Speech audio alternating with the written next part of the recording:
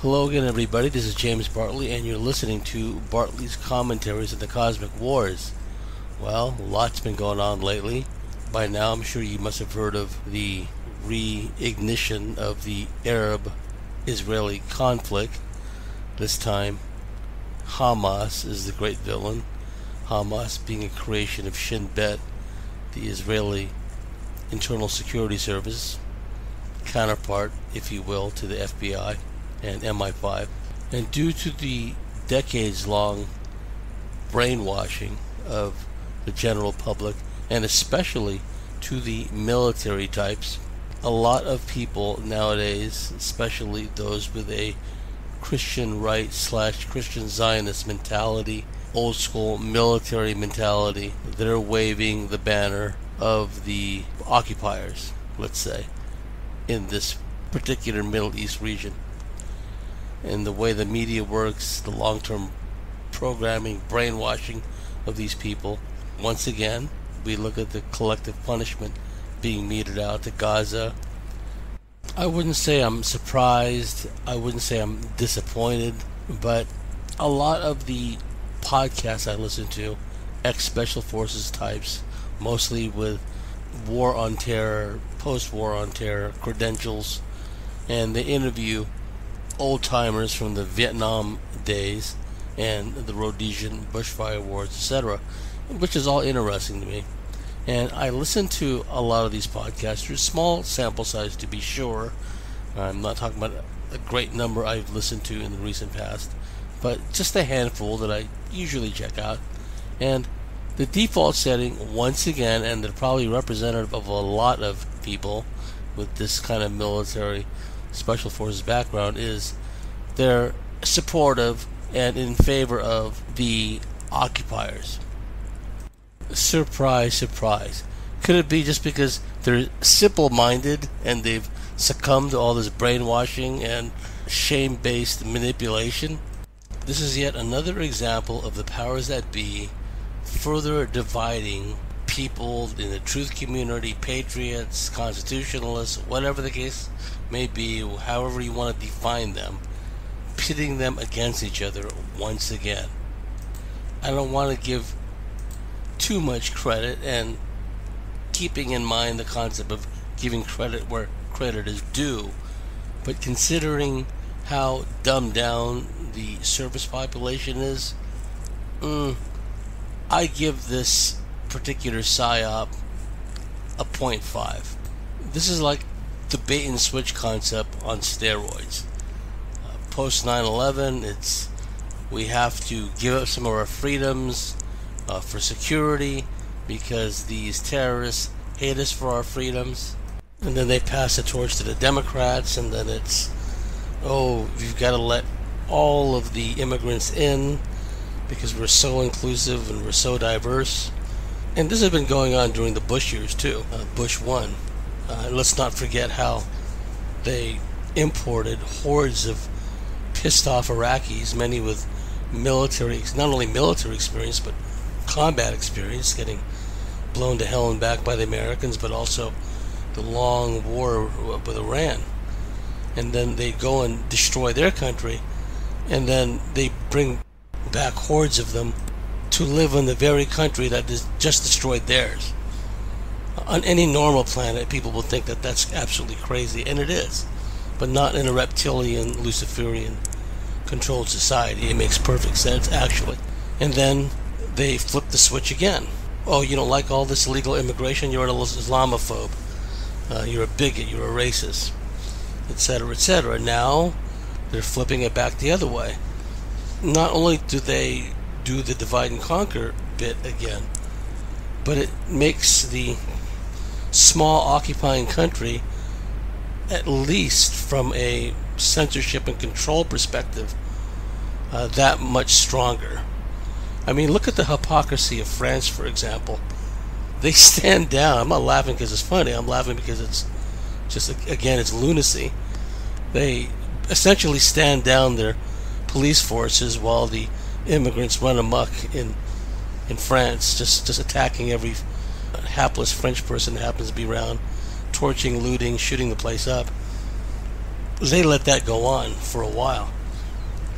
But then when some people go out there and protest, or rather be in support of the Palestinians, the French have got to shut that down. They've got to shut that down. You see the hypocrisy there. But then it works at so many levels. So you have so many of these foaming at the mouth, reptile entity infested jihadists. Many of them don't even realize they're getting their chains yanked by their enemies, the occupiers, and they're running around doing what they're expected to do. They're so predictable, these jihadist types, these sub-Saharans. Geez, that's when you know you live in a really censored society, when you have to turn everything into a euphemism. These jihadists are going around doing exactly what they're supposed to do. They're going to find a tie-in with Russia. They're going to say Russia is a state sponsor of terrorism. Russia has been supplying Hamas, etc., etc. We already told you about the origins of Hamas. And you don't have to believe me. The research is out there. People have written books about this very subject. There's no surprise there. And that's not to suggest that there are not any bloodthirsty terrorists within Hamas. That's not what I'm saying.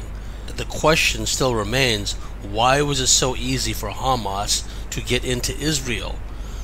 We're told over and over how great Israeli intelligence is, how great their military is. They've got an electronic censoring system, where they boast that not even a mouse can slip into Israel without their knowing. Their navy has blockaded Gaza, and the Egyptians have got it sealed off at their end. So how did all these weapons come in? How did all these Hamas terrorists get in? Unless they were allowed to get in. And again, being jihadists, once they get in, they're going to do what jihadists do. And the Israelis would see that as an acceptable loss. And no matter how many people they really killed and tortured, what have you, that just benefits the Israelis, because then they can get on with the job of ethnic cleansing. It gets Netanyahu off the hook. He was under a lot of domestic pressure. So do the Israelis allow this to happen, or do they make it happen? Either way, it really smells fishy to me. And a lot of other people with far more background and knowledge and intelligence sources in the Middle East are saying the same thing, that it doesn't make sense how Hamas can just slip in. When you look at it from a historical perspective, it's not even anything new. The British did it in Kenya. Frank Kitson, he basically created out of whole cloth the Gikuyu Rebellion, so-called, also known as the Mau Mau Rebellion or the Kenyan Emergency. And what he was really doing was creating counter gangs, he called them, to infiltrate the real rebels and dissidents out there and disrupt them from within, and then target them for assassination, etc., etc. Frank Kitson did that in Kenya. And then you look at what the late and unlamented Colonel Edward Lansdale did in the Philippines, the Hukbalahap Rebellion. They were called the Huks, right, for short. The Hukbalahap Rebellion was made out of whole cloth. It didn't exist.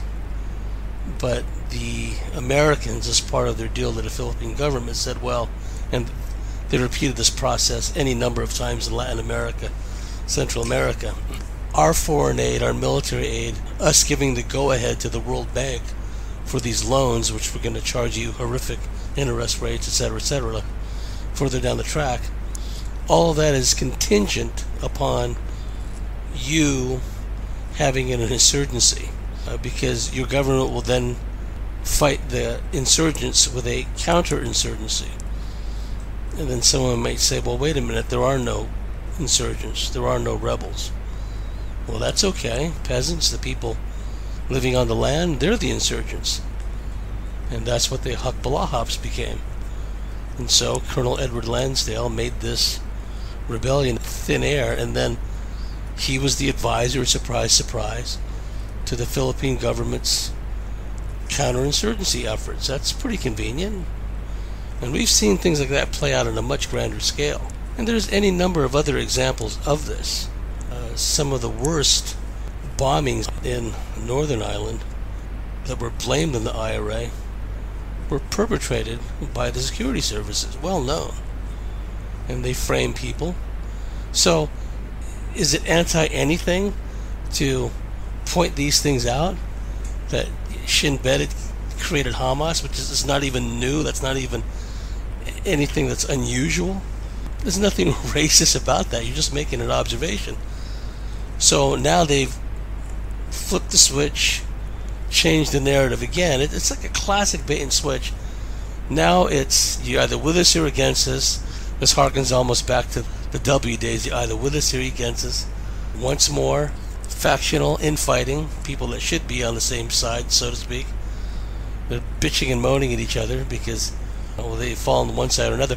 That's how you know you're in a controlled planet, a controlled planetary grid, where you're not even allowed to choose sides anymore. Like whatever became of, well, what's so wrong about someone having the right to choose one side or the other? Why is that so bad? If that isn't proof of a one world government, nothing is.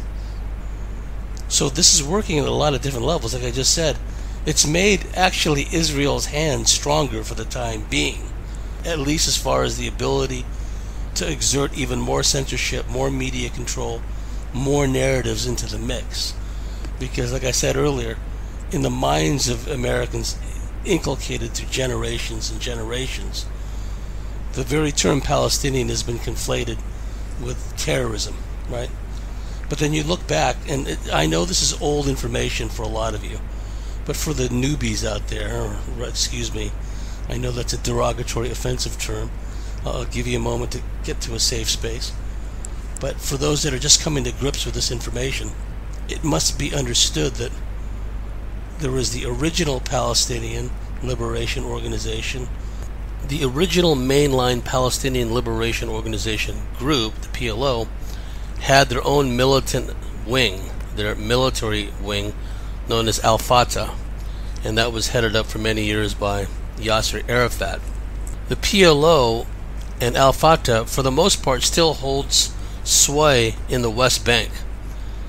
One of the primary reasons, and in fact Netanyahu said this himself, for the creation of Hamas was, again, to use Frank Kitzen's term, to create a counter gang, to create an opposition force that is counter to Al-Fatah. They didn't want one consolidated Palestinian authority that presides over both the West Bank Palestinians and the Gaza Palestinians. They wanted to bifurcate it, create two.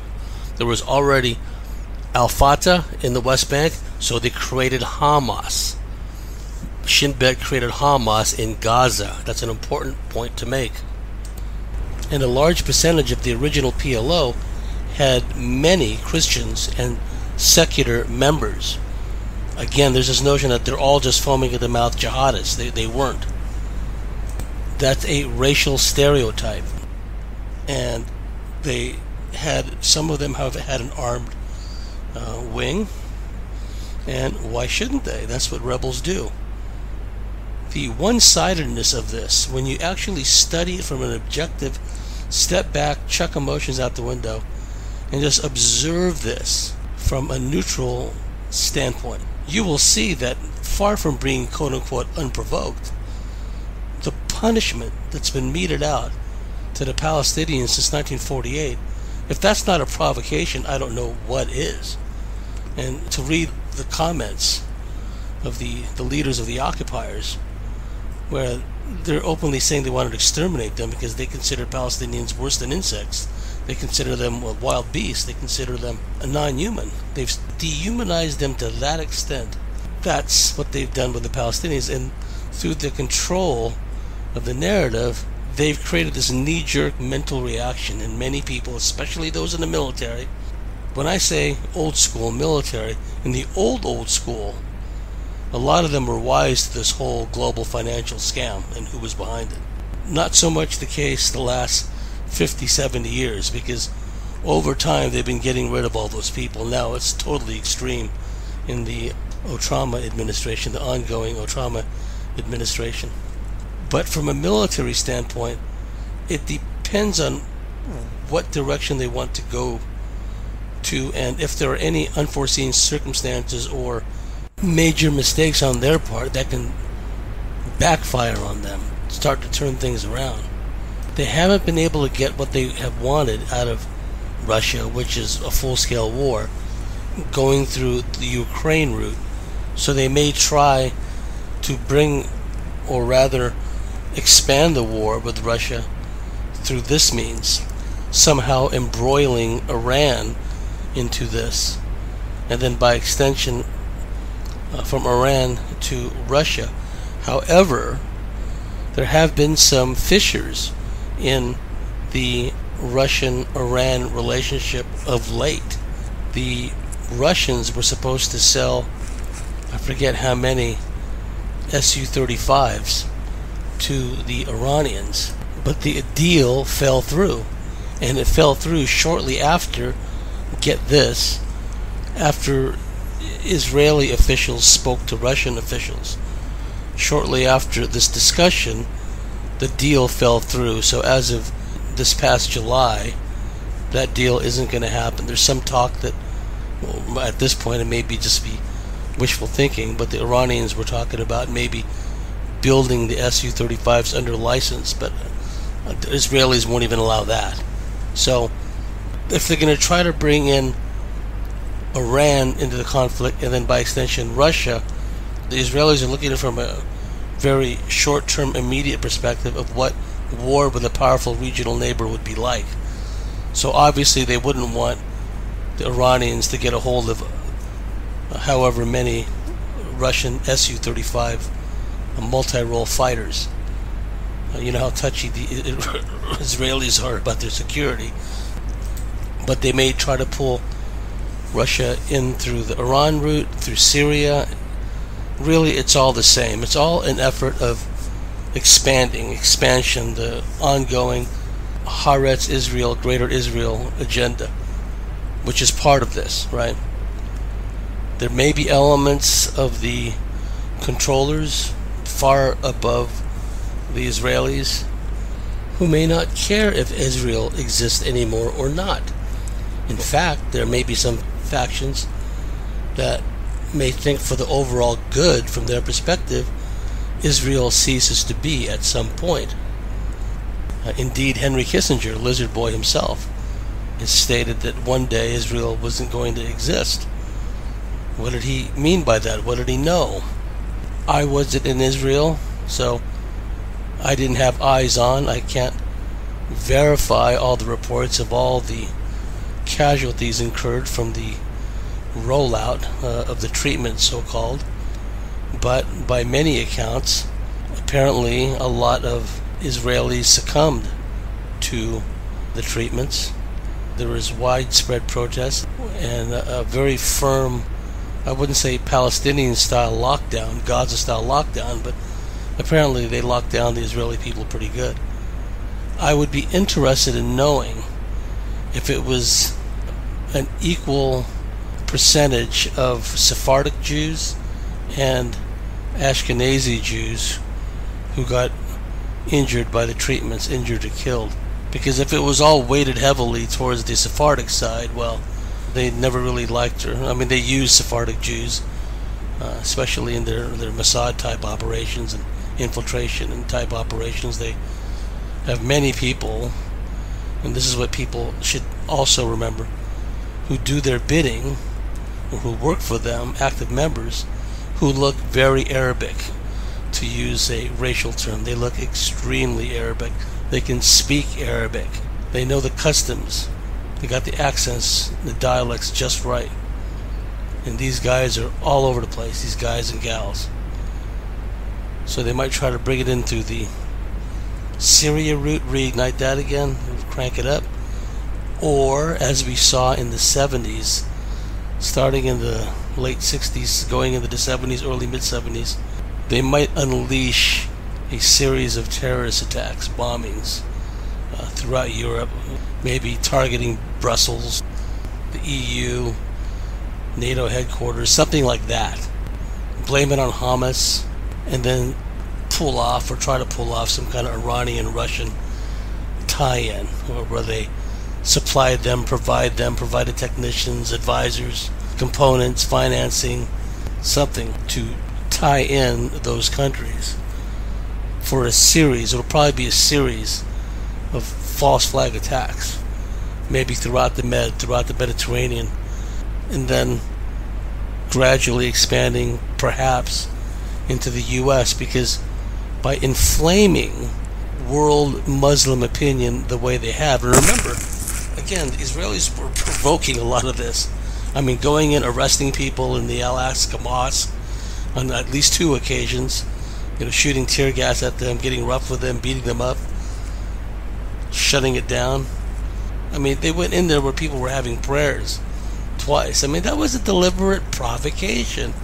They were trying to incite a response, a retaliation, so they can crack down.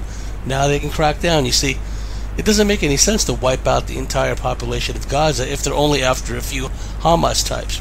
Why do they got to wipe everyone out just to get some Hamas? And we must remember the difference between Hamas, an Islamist organization, a hardcore Islamist organization, and the PLO, the Al-Fatah. They are more secular. Many of them are Christian. That's an important distinction to make. Not only do the Israeli military and police harass the people in the mosque worshiping, but they turn loose hordes of foaming at the mouth Israeli settlers. Hundreds of them. The authorities, the military and the police stood down. Does this sound familiar? Stood down and allowed the Israeli settlers to go in there and create all kinds of havoc, attack the worshippers in Al-Aqsa Mosque. Very similar dynamic to the police standing down and letting Antifa and BLM run amok. It's a difference in degree, but not in kind. It's the same thing, essentially. But nevertheless, they get away with it because they can. So do we go back to an old-style campaign of apparent terrorism? You remember the bombings, the kidnappings, the hostage-taking, the hijackings, etc., etc. And again, one has to look back at the history of this. Clear vision. No blinders on, no filters. I talked about the original PLO earlier. What the Israelis did was they created these splinter groups, these offshoots. Popular Front for the Liberation of Palestine, under the command of George Habash, a committed Marxist who wanted to, and this is one of the places where this started, right? This whole concept of a pan-Arabic, which they later called the New Caliphate. But the notion of a pan-Arabic world, a pan-Islamic world. The Palestinians were not interested in all that. They just wanted their country back. So again, one has to ask, what does trying to network and create a worldwide jihad with all these different Muslim groups and across the Sunni Shia divide, no less, right? And you can see how at a drop of a hat they can foment a Sunni Shia civil war. We saw it in Iraq, in spades in Iraq. In different parts of Iraq there were different rebellions that were fomented. In the south it was like Mosul, that area with the Brits and the Australians were down there. Other parts of the country, clearly there was a hidden hand at work. Things were dying down. The rebellion, the so-called insurgents, or the ones fighting for their homes and families, they were being subdued. But that wasn't good enough for them. They had to reignite the Sunni-Shia conflict, and pretty soon bombs and charges going off all over the place. They have to shut down all the redeployments back to the home countries. Oh, no, we need not a drawdown. We need to increase the force levels. And of course, that makes Halliburton and all the rest that much more money. Again, this operating at different levels. But going back to the point about the Palestinians, like, what does a worldwide jihad, what does a worldwide pan-Islamic state, what does that do for us when we don't have a state, right? You look at the parallel between a global Marxist control system as envisioned by communists and socialists like George Habash, the leader of the Marxist Popular Front for the Liberation of Palestine. It doesn't even make sense. Marxist Palestinians, that's bizarre in itself. But it parallels, you see, it parallels Marxism, this global control system, this pan-Islamic, pan-Muslim, pan-globalist jihad thing, that's a global control system. So they work in parallel with each other. They run. They don't necessarily, they conflict where they need to, but they can operate in tandem. And that's when they can do their worst damage. Like, we're going to see that very shortly. Again, I'm not laughing. This is not funny. Notice how BLM is jumping on the Hamas bandwagon, right? So the hardcore Islamists are calling for worldwide global rage, day of rage, whatever they want to call it. There's already been a shooting in Brussels, apparently. And then BLM is going to piggyback on top of that. You see who those radical jihadists are going to be directed towards. They're not going to hit the vulnerable nodal points of the system. That's absurd. They're going to hit things that the system wants them to hit, allow them to hit.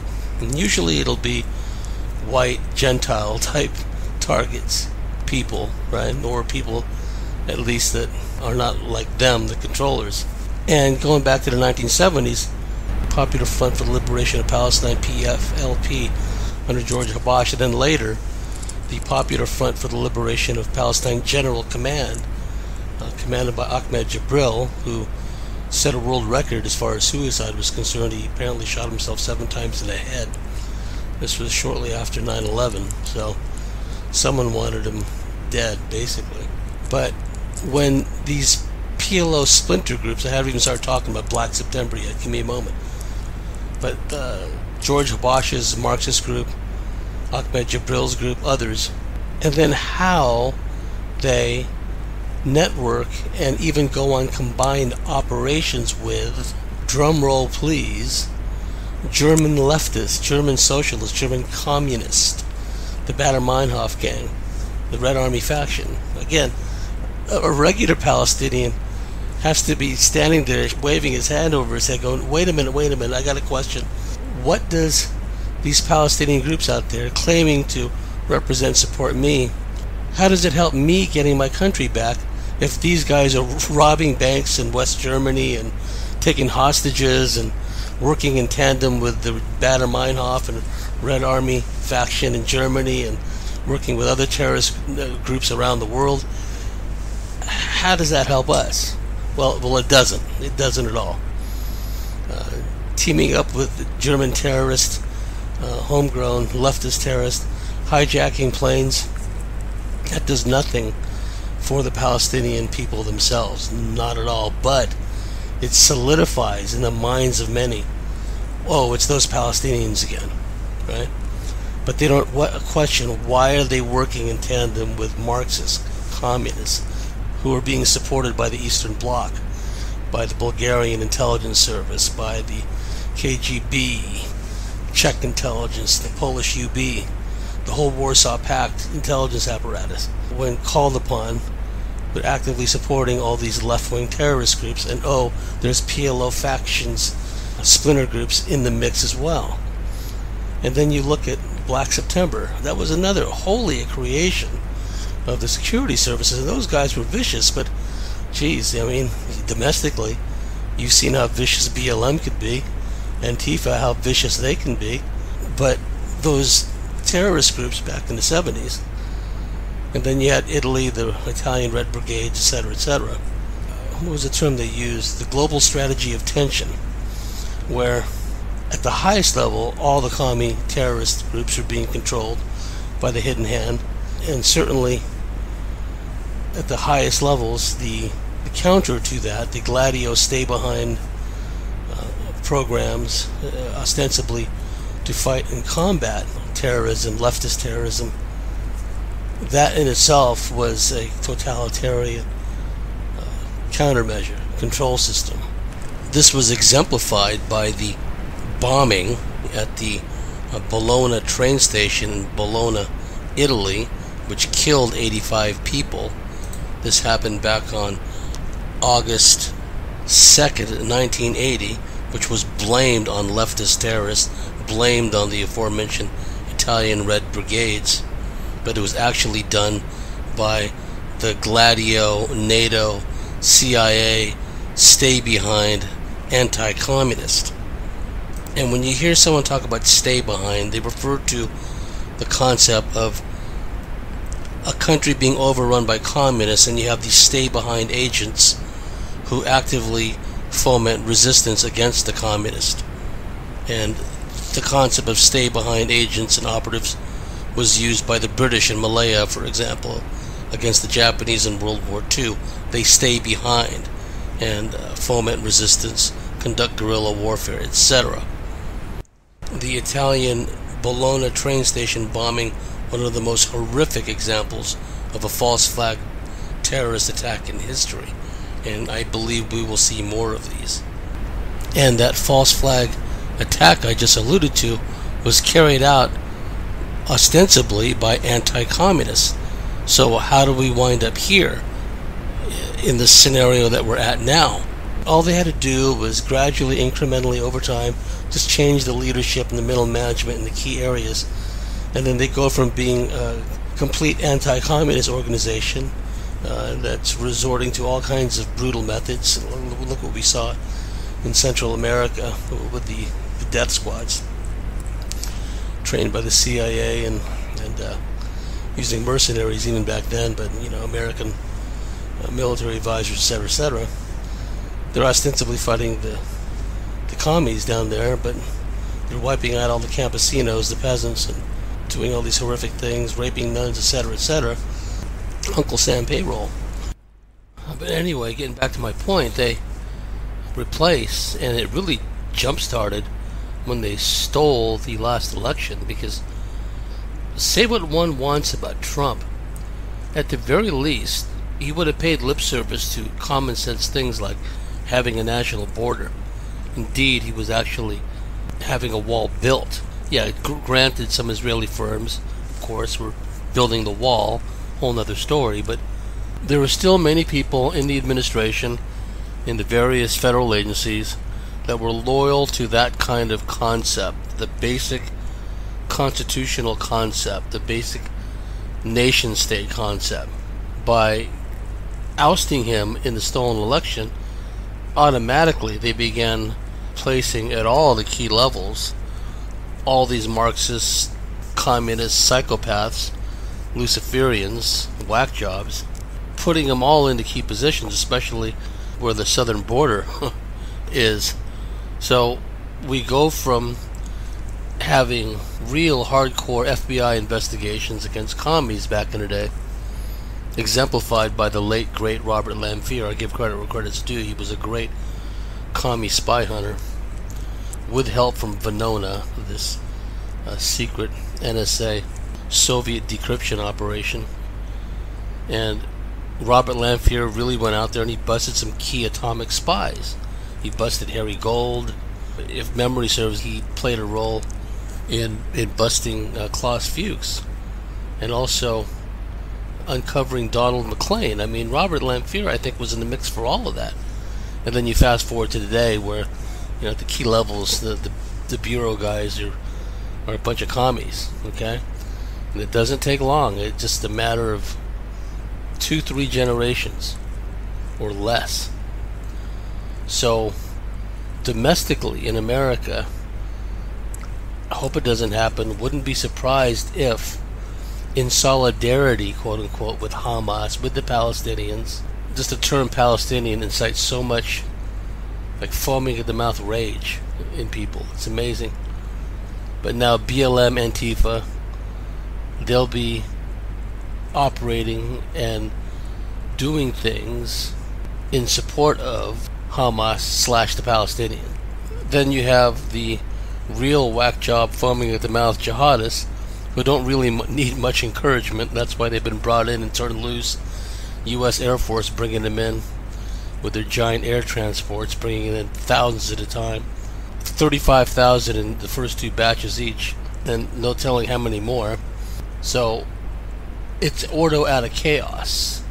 At some point they're going to flick the switch and they're going to want all this domestic terrorism and mayhem going on, and you already have the all-out assault on Whitey, the increasing violence meted out to white Americans and Asians increasingly.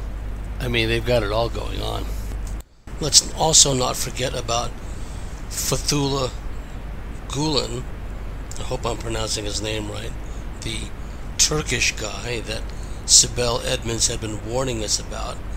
He and his organization of human traffickers, drug traffickers, and terrorists seem to be a protected species.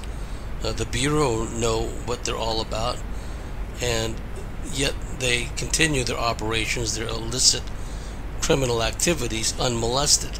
That tells me that they are a protected species. So when the time comes, Fethullah Gulen's operation may be activated, and we'll start to see terrorism, domestic terrorism, coming from that front as well. And to the Americans, most Americans don't make the distinction. To them, they're all just a bunch of ragheads anyway. They don't differentiate between Iranians, Iraqis, Afghans, etc., etc. To them, they're all the same because they're simple-minded. So we have to keep that in mind. Gulen's organization is a protected species, and they will, when called upon or turned loose, be allowed to get their share of the spoils. And if that means conducting all-out guerrilla warfare, terrorist activities in the United States and elsewhere, they're going to do it. In the time I got left in this first segment, I'm going to talk now about Black September. Black September, so-called, came about because the king of Jordan ordered his army, under tremendous pressure from the Israelis, ordered his army to expel the Palestinians who had taken refuge in Jordan after they were expelled from their former homeland. Many of the Palestinians fled to Lebanon, but the military wing of the Palestinians, well, many of them went to Jordan, and the Jordanian army was turned loose on the PLO and Al-Fatah, and they used brutal force to drive out the Palestinians. Many of the Palestinians, the PLO, Al-Fatah, fled to Lebanon. Lebanon had previously been regarded as the Paris or the Switzerland of the Middle East. It was a very prosperous country. A lot of commerce, trade. It was the playground of the rich and the trendy amongst the European jet set. In 1958, the CIA rigged the election in Lebanon and ensured a Christian Maronite was the president of Lebanon, and this set off a civil war which lasted for decades. It was a miasma of conflict involving Shias, Sunnis, Christian Maronites, etc., etc. And again, that plays into the hand of the occupiers, because this means that one of their neighbors is just riven with factional fighting. Fast forward to 1971, Jordan sends its military after the PLO, Al-Fatah, and then that forces the PLO to go into Lebanon. And that gave the Israelis the justification to start hammering Lebanon. And of course, later that led to an invasion of Lebanon. Black September was formed. It supposedly was a splinter faction that broke off from Al-Fatah to carry on their own war. The funny thing, or not really funny, but the odd thing about Black September was it spent just as much time killing moderate Palestinians, moderate Arab secular leaders, than it did going after Israeli targets. Now, it did go after the Israeli Olympic team at the Munich Olympics. You know the story, I won't get into it. And that ended tragically, if we're to believe the mainstream narrative, that the Israeli athletes were gunned down in a shootout with the German police. and the whole world was just aghast at what had happened, because once again we have the controlled narrative. I wasn't there, I can't confirm whether all that really happened. It was just that we were told over and over again that the Israeli athletes were killed, and we all saw the images, the footage, and the still photographs of the Black September terrorists looking out the windows, on the balconies, what have you. And in the aftermath of the killing of the Israeli athletes, the German government, with the urging of the Israeli government, and I talked about this before, created their own counter-terrorist organization, Grenzengruppe 9, known as GSG-9 to Americans, to the English-speaking world, the 9th Border Guard of the German Federal Police. And they were trained by the Israelis and basically are an arm of the Israeli intelligence security apparatus. Interesting to see what's happened in the recent past. The German authorities, the police, including the German GSG-9, the main enemy of the German GSG-9 in the 1970s was not the Red Army faction and the Baader-Meinhof group, German Red Army faction, Italian brigades, etc., etc., although they did have confrontations with them. Their main adversary was the PLO and the various splinter groups thereof. And isn't it interesting how the German authorities, including GSG-9, they turn a blind eye to all this immigrant crime, gang rapes, immigrants turn loose against German civilian citizens in big outdoor celebrations during Christmas time, New Year's Eve. Every summer the Germans have a series of festivals, and even the smallest towns, they have a yearly summer fest, and these immigrants just run amok and attack everyone and rape and gang rape, etc., etc. The German authorities do nothing about that, absolutely nothing. Oh, but they're shutting down protest in favor of the Palestinians. So again, it's that hypocrisy that we've seen in France. In France, they just allow the immigrants, that mostly Muslims, fanatical Muslims, to run amok and tear the place apart, and they do nothing about it. Oh, but if some of them want to protest the mass slaughter in Gaza, they're going to crack down on them big time. Same thing in Germany. They let the immigrants just run wild, mostly Muslims, mostly fanatical Muslims, run around, gang rape, do whatever they want. Oh, but if any of them protest against the slaughter of Gaza, then they have a problem, then they go after them. It's this weird gaslighting, this weird double standard that is the norm today.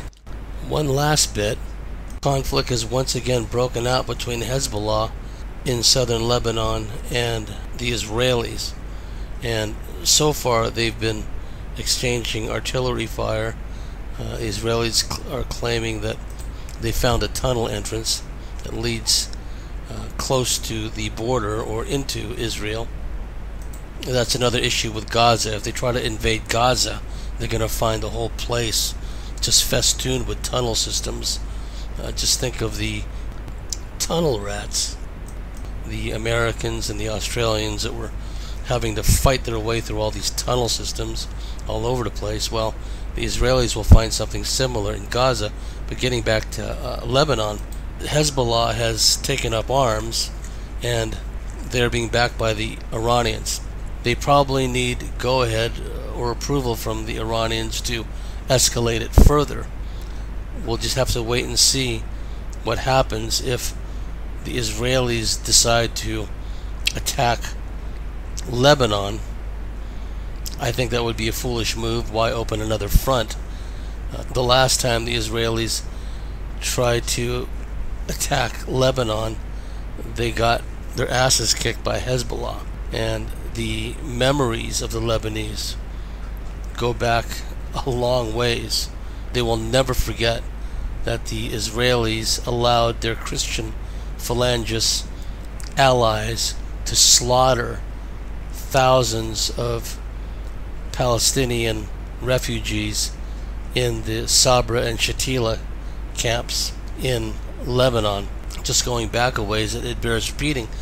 in order to effect the ceasefire, the PLO insisted that we will leave our families, our non-combatants in Beirut and in these refugee camps, Sabra and Shatila in particular, and we will leave them there, and then we will go to Tunisia, and the UN will ensure that the families left behind in the refugee camps are safe, and that they will also ensure that the Israelis will not launch airstrikes on the PLO, Al-Fatah, leaving Beirut, leaving Lebanon, to go out of the country. Well, the Israelis double-crossed them, and they turned loose their Christian Phalangist allies, who were seething with rage. Now, think about the timing of this.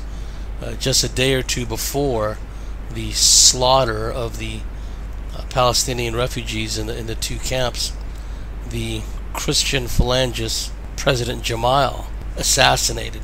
Jamal had been recently elected president and hadn't even taken office yet when he was bumped off by a bomb, which was blamed on Syrian agents. But you have to ask, who benefits from this? Cui bono? So Jamal is bumped off, and that's the thing about Lebanon too. If you study the history of Lebanon, over and over and over again, you see all these assassinations of these moderates, Palestinians who are willing to settle with the Israelis. Usually what the Palestinians hold out for is not only a two-state solution, but they want things restored pre-1967 Arab-Israeli war, which the Israelis took over huge swaths of territory. Well, it's all relative, because there's not really a whole lot of territory we're talking about over there, but they took over Jerusalem and other places, and the Palestinians wanted any kind of a two-state solution to involve going back to the borders 1967, but the Israelis will never go for that. Point being is that all these Lebanese, all these Palestinians who were looking for a peaceful solution, who wanted to negotiate with the Israelis to end the fighting, they were constantly getting bumped off, assassinated, and the assassinations were blamed on Black September, and in the case of Jamal, President-elect Jamal, it was blamed on Syria. Jamal is bumped off, and these Christian Phalangists are seething with rage because their president-elect has been bumped off. So what do the Israelis do? They turn them loose to attack the helpless men, women, and children, old people in these two Palestinian refugee camps in Lebanon. Thousands of them were slaughtered. The Lebanese have not forgotten that, and the Israelis tried to do battle with Hezbollah in 2006. That didn't end too well for the Israelis at the time. So the Israelis, they really need to think hard whether they want to go into Lebanon again, because that is a quagmire. The thing is, if they continue with the mass slaughter in Gaza, and if they attempt a land invasion of Gaza, that will definitely inflame Hezbollah. It's possible the Iranians will give the go-ahead to Hezbollah to take even more action, and the Iranians may help even more overtly. This can really start to degenerate and escalate. Like I said, they couldn't get what they wanted yet out of the Ukraine front. So conveniently, this whole thing starts up again in Gaza with Hamas, the organization created by Israel, an organization made up of Islamic fanatics who will not negotiate with Israel. They don't want the two-party state. See, that's the difference again. Al-Fatah recognizes Israel's right to exist. They just want a two-state negotiation, a two-state treaty based on the pre-1967 borders. Whereas Hamas does not recognize Israel. It's interesting. I mean, go figure. I mean, they're supposed to be the Palestinian Authority, and they were set up by Israel, and Israel ensures that the group they set up does not want to negotiate with them. So you see how that works.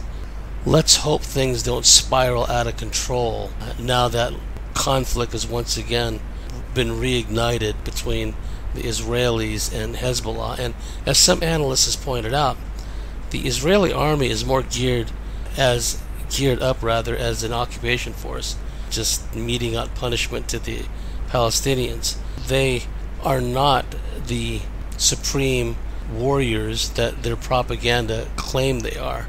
Whereas the Hezbollah, they had administered a sound beating to the Israelis in 2006. And you just can't wipe that from the memory banks. Hezbollah knows that.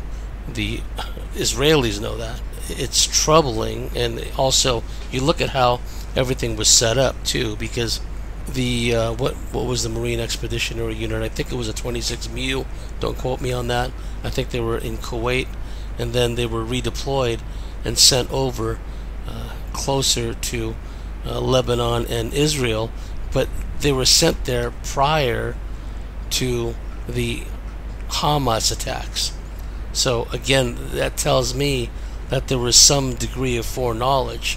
Why were these Marines in the MU, Marine Expeditionary Unit, sent to that part of the Mediterranean, before any of these hostilities took place, before the Hamas incursions?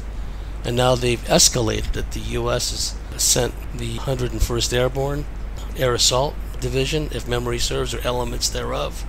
And of course, they've rerouted some of their carrier battle groups. So things are escalating, and the possibility exists that things could really spiral out of control and wind up going nuclear. And I'm not saying that in a Chicken Little Sky is Falling fashion, the way these surface level types, every time that there's a new FEMA drill or a new EBS alert thing, they just run around like chickens with their heads cut off, right? I mean, to me, that's a joke. For those of us who've had encounters with Drax, Draco, reptilians, manus beings, greys, deep black elements of the military, etc., this concept of people freaking out over an impending drill, that's just silliness. Remember, during the global lockdowns, a low-yield tactical nuke been set off in Beirut Harbor. And it also must be pointed out that reactor-grade plutonium can be utilized as fuel for a nuclear explosive. It doesn't have to be enriched at a level that we're accustomed to thinking. The explosive yield may not be as strong or powerful as plutonium-239 device fully enriched, but it doesn't really matter. It still will generate a nuclear explosion, the nuclear fuel that is. We know that the Israelis had tried to take out the centrifuges that the Iranians were using to enrich uranium through the Stuxnet virus. That does not mean that the Iranians had not succeeded in developing one or more deliverable nuclear weapons. So let's keep all this in mind. So anyhow, I just wanted to put my 2 cents worth out about the reignition of this conflict. They couldn't get what they wanted out of Ukraine. That doesn't mean that they're not going to continue to try to get what they want out of the Ukraine war, which is an expanded war with Russia trending towards a nuclear war. It must be understood that there are elements within religious extreme right, if you will, in Israel and around the world, exemplified by the Chabad movement, the Chabad group. In their scheme of things, everything has to go to hell. I mean, nuclear war, everything, in order for the Messiah to come back. And it must be understood that some of these whack jobs that are in control and are pushing all these buttons and manipulating things, they are so crazy, and some of them are so old, they may want to see all this happen in their lifetime. They may want to see all-out nuclear war, because in their twisted, demon-infested way of looking at things, that brings their Messiah, that brings their cherished goal of the Messiah coming back into fruition. And they may not care that if in the process Israel gets destroyed. they've had no qualms about sacrificing the lives of Jews in the past in order to advance an agenda. They don't have any qualms about sacrificing their own. Not at all. That's imbuing and ascribing a noble, empathic, compassionate characteristics into them which they don't have. Okay, so I think it should be noted that this could really degenerate into an all-out war. So let's hope that doesn't happen. Anyhow, we've reached the end of the first segment. I've got a lot to talk about in the second segment, the members segment, about supernatural type stuff. I'll just leave it at that. So anyhow, for those of you listening, thank you. And to our dear members out there, we'll see you at the top of the next segment. And for the new listeners or those who are casually interested in my work, if you like what we do, if you believe in what we do, please go to thecosmicswitchboard.com, sign up and become a member, and we'll see you at the top of the next segment.